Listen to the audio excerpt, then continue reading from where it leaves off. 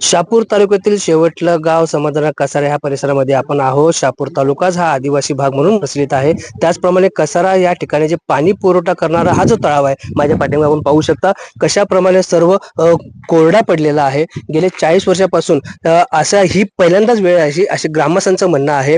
ह्यो जो तळा आहे पूर्ण कसारा असेल या पंचक्रोशीतील गावांना पाणी पुरवठा करणारा एकमेव तळा असा होता.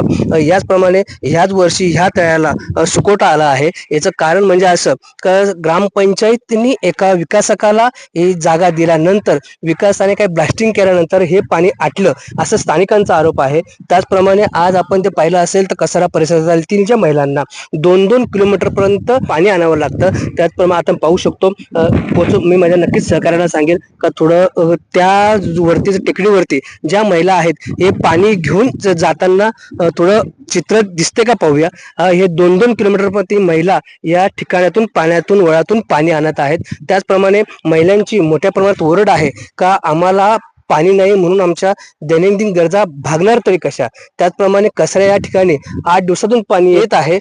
टँकरद्वारे पाणी पुरवलं जात आहे. तरी सुद्धा महिलांनी म्हटलं 8 दिवसात का होईना एकदा आम्हाला पाणी सोडण्यात यावं अशी त्यांची ओरड आहे. तसंच शासन प्रशासन या कारणीभूत ठरणाऱ्याला ग्रामपंचायत अधिकारी असतील मोठे कर्मचारी असेल यांच्यावर काय कारवाई करते हेच पाहणं गरजेचं ठरणार आहे. भिवंडीहून अनिल गजरे, जय महाराष्ट्र न्यूज.